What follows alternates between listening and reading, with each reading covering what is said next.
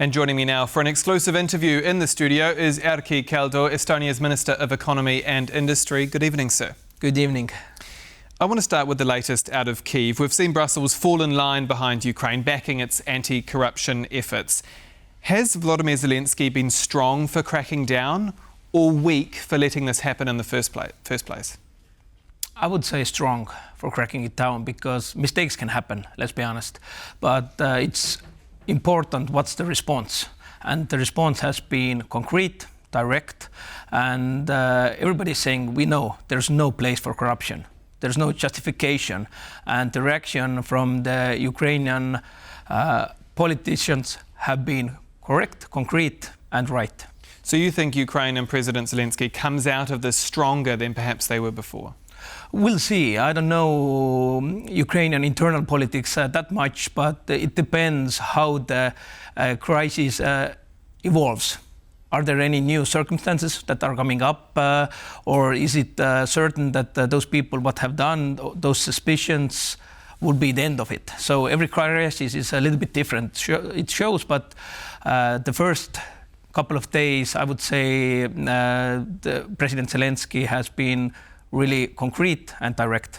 Well, I guess it's about the foreign policy picture too. You've spent the day at the Rebuild Ukraine conference here in Warsaw. Some of the Ukrainian delegation failed to show because, of course, they're now facing charges. I mean, could this saga impact Kyiv's political capital, its ability to keep the West on side? And I'm talking about Washington here. I don't think so. I don't think, as I mentioned, there can be problems. It's a question how to react, how do you communicate it out of your country, and the communication has been straightforward. And already, as we've seen what the European Commission has said, we'll see what the US has to say about it. But the question is, let's turn this around. Actually, Ukraine now has capable anti-corruption agencies that can detect potential corruption at the highest level. So this is something that shows that the state of Ukraine is actually working really good, because if you see that kind of corruption and actually can discover it, it's also a show of strength.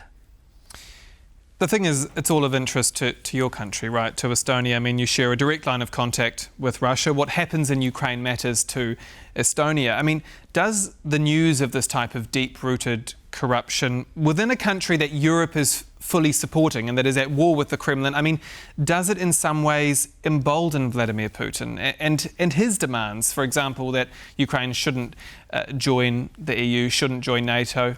Definitely not. We definitely have to divide those two issues. The full aggression towards Ukraine, Russian aggression, is still ongoing, and there's no justification. And if there are problems inside Ukraine, inside of their authorities, they have to manage it. As I mentioned, there's no place for corruption in democratic world. But let's be honest, Putin and Kremlin, they're nothing like democratic world. They are authorities, they are the ones who actually are doing the aggression, killing innocent people every day. This is not even comparable, let's be honest.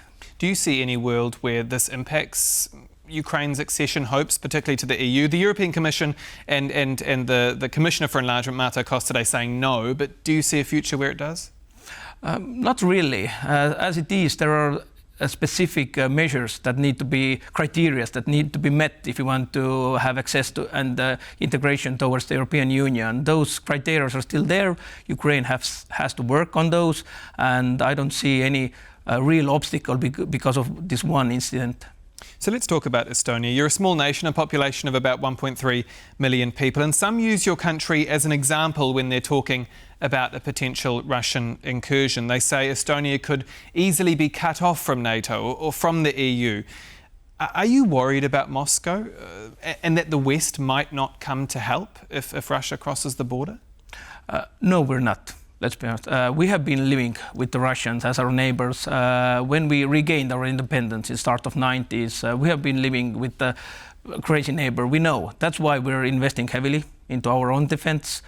This year, our defense expenditure is around 3.4% of our GDP. We have already agreed that from the next year and years after that, it will be at least 5% of the GDP. the so-called future NATO criteria that we are already meeting next year. And after Finland, Sweden joined NATO, the Baltic Sea is basically a NATO internal sea. But I would say that we know Russians and they know only one language. It's strength. You have to show strength, you have to show unity. I think where Putin miscalculated was he was trying to divide Europe. He was trying to divide NATO by attacking Ukraine and making, I don't know, energy prices increase in Europe. But actually, what happened, Europe is more united than ever. I'm really happy that a lot of European countries are actually investing more and more into their own defense. And we're developing European defense industry. It's one of the industries that is growing the most fast in Europe. In any other business or industry, it's really hard to see growth. But in defense industry, we're seeing new technologies being developed, doing a lot of cooperation together with Ukraine, getting really good information, new skills, what's happening in the battlefield. So no, we're not afraid. We are ready. We're preparing. So nothing would happen. So it sounds like a very similar position to Finland, who also shares a very long border with Russia. I was there a few months ago, and the message seemed to be, we've been preparing for Russia, and we've had Russia on our doorstep for years, for decades. Exactly. We have to know who is, unfortunately, our neighbor. Of course, we would like to have a normal neighbor, but... Is it an enemy as well as a neighbor, Russia? Of course. Let's be honest, who else will have an enemy as an European country? And this is not the question. Every time I go abroad into Estonia, I say it's never a question about one country. It's a question about democratic values. Russia, Putin, they do not represent those values that we represent here in the European Union. So it's never a question about Estonia or Latvia or Poland. It's a question about how to keep our democratic values, how to defend them, and we have to do them by being united, being able to invest more into our own defense, so we will be prepared, and then nothing will happen. Polish Foreign Minister Radosław Sikorski, we spoke to him last week and he told us that Warsaw faces a spending decision between, quote, guns or butter. Does Tallinn face the same kind of a dilemma? I mean, would you say Tallinn is on an economic war footing or at least moving towards that when it comes to specifically the work that you do on the domestic economy? As I mentioned, yeah, because we are investing heavily into our own national defense. At one point, that's the top priority. Exactly. At one point, it gives us more capabilities to develop our own defense industry, to do more collaboration. Today, I met with my Polish colleagues. We talked about how Estonian and Poland defense company clusters could cooperate more. It gives us more possibility. And defense industry, I would say, is a really good example where security actually meets economic competitiveness, because defense industry is one of the highest added value nowadays. It's fully technological, it has really high paying jobs, so it gives potential for economies to grow. But yeah, we have to be reasonable, we have to be open and honest about it, that if defense is getting so much more money, then we have to cut our national budget somewhere else. So we're cutting everywhere else a little bit, and we always have to look how to make different public services more effective. And there, Estonian, I would say, leverage comes in. We're talking about digital services. They can be more accessible, they can be more cost-effective, and actually different services can be even better used for the public. Has Rail Baltica taken too long, this line connecting Finland and coming through into Warsaw? I mean, there's a deadline of 2030. Do you see that deadline, even a basic version of Rail Baltica, meeting that deadline? It has to, because all of the three Baltic states have promised to the Commission that the first train has to ride at 2030. So you maintain a confidence that yes, on the Estonian side, already half of the railway is being built. All of the railway has been already planned and projected, so we are definitely on the timetable and on the schedule. So you're confident in 2030 there will be trains running from Warsaw to Tallinn up into Finland? If I'm not mistaken, at least, yeah, they have to be throughout the three Baltic states. That was the promise to the Commission, and we're definitely keeping our promise.